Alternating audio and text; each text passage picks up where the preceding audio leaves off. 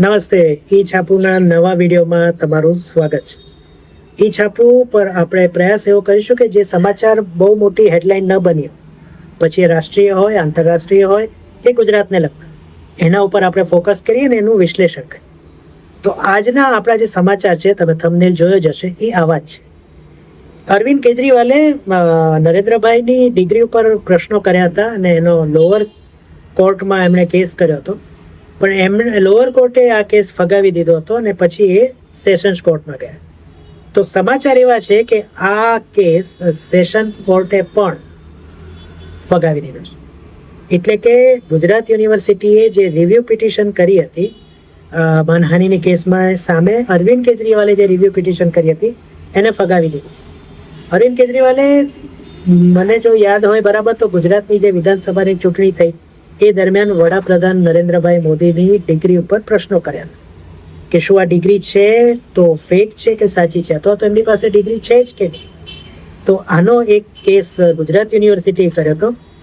એક તો શરૂઆત આપણે કરીએ ને, તો શરૂઆત 2016માં પહેલી વાર સેન્ટ્રલ ઇન્ફોર્મેશન કમિશન એટલે કે CIC જે છે એને ગુજરાત યુનિવર્સિટીને મોદીની, નરેન્દ્રભાઈની ડિગ્રી વિશે વિગતો આપવાનું કહ્યું હતું, કારણ કે એ સમયે વિવાદ બહુ થયો હતો.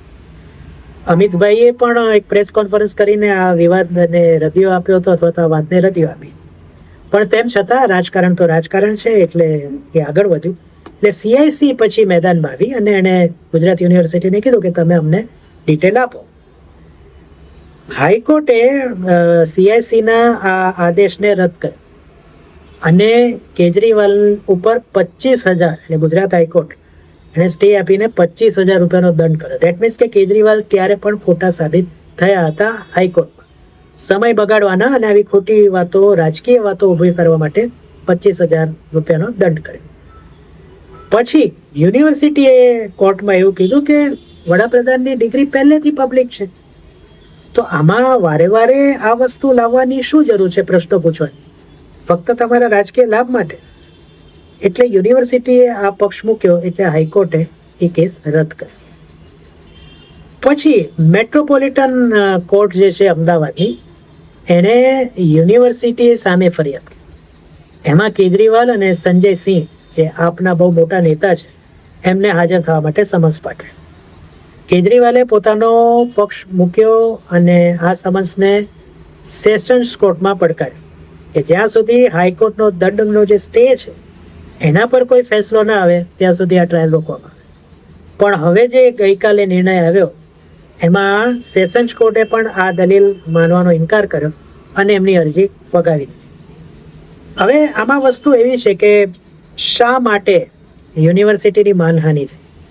તો જ્યારે તમે કોઈની ડિગ્રી પર પ્રશ્ન ઉઠાવો છો, પછી તમારો ઈરાદો ગમે તે હોય, ત્યારે એ વ્યક્તિ સાથે જેને એને ડિગ્રી આપી છે એ યુનિવર્સિટીની પણ માનહાનિ થાય છે. એટલે ગુજરાત યુનિવર્સિટીએ માનહાનિ દાખલ કરી. હવે આની રાજકીય અસર તે સમય એટલે 1916માં, એટલે કે 17ની ચૂંટણી જ્યારે આવી રહી હતી ત્યારે કેજરીવાલે મુદ્દો ઉઠાવ્યો હતો.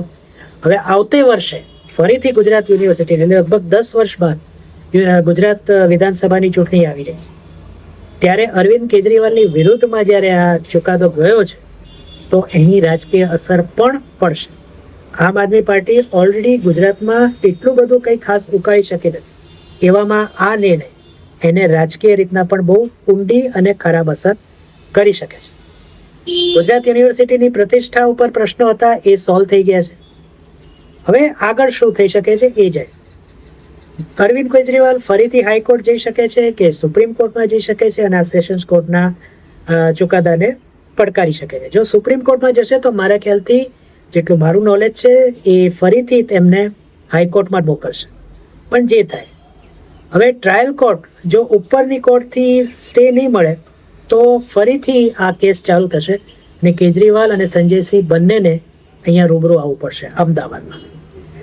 હવે આને આપણે બીજો એક કેસ સાથે કરી શકીએ કે રાહુલ ગાંધી એક સમયે એવું કીધું હતું કે બધા મોદી કેમ ચોર હોય છે.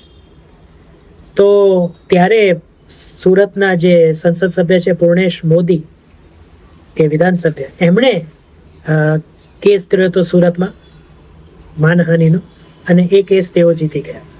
તો આ રીતના માનહાનિના કેસ થતા હોય છે, તમે કેટલું સિરિયસલી લો છો. રાજકારણમાં આવા આક્ષેપો કાયમ થતા હોય છે, પણ જો કોઈની એટલી હદ સુધીની માનહાનિ થઈ જાય કે એની પ્રતિષ્ઠા પર બહુ મોટો આઘાત પહોંચે તો આ પ્રકારના જે કેસ થતા હોય છે. તો આનો નિષ્કર્ષ શું, આનો એન્ડ સબ્જેક્ટ શું? તો રાજકારણમાં ડિગ્રી કરતાં મહત્વનું છે એની કામગીરી. એનો કહેવાનો મતલબ એવો નથી કે બધા જ રાજકારણીઓ અભણ હોય તો ચાલે. ના, ભણેલા ગણેલા હોવા જરૂરી છે, જેથી એક ટેકનિકલ બાબત કે વિષય વસ્તુને સમજવાની એમનામાં સમજણ આવે. પણ આપણે ત્યાં ભણેલા કરતાં ગણેલાનું વધુ મહત્વ હોય છે, તો અહીંયા રાજકારણમાં ગણેલાનું મહત્વ વધુ હોય છે. અને આ પ્રકારના જો કેસ થતા જ રહે અથવા તો આ પ્રકારે તમે કેટલી હદ સુધી કોઈને બદનામ કરી શકો તો પછી ક્યારેક કોઈ કે માનહાનિનો કેસ તો કરવો પડે, જે આ કેસ થયો. તો તમારું મંતવ્ય મને કમેન્ટમાં કહેજો કે હવે કેજરીવાલ શું કરશે. એમને તો પંજાબની ચૂંટણી પણ આવી રહી છે, ગુજરાતની ચૂંટણી પહેલાં. તો જે એમનું શાસન છે તો શું આ કેસ ત્યાં એમને અસર કરશે કે નહીં એ કહેજો. અને છેલ્લે હું કહીશ કે જો તમને આ પ્રકારના વિશ્લેષણ ગમતા હોય રાજકીય, ગુજરાત, રાષ્ટ્રીય અને આંતરરાષ્ટ્રીય, તો પછી આ ચેનલને સબસ્ક્રાઈબ કરી દો મિત્રો, અને તમામ લોકો સાથે શેર કર્યો. વિડીયો ગમ્યો હોય તો લાઈક કરજો અને કીધું એમ કમેન્ટ કરવાનું ભૂલતા નહીં. તો એ છાપ ઉપર ફરીથી મળીએ. ત્યાં સુધી જય જય ગરવી ગુજરાત.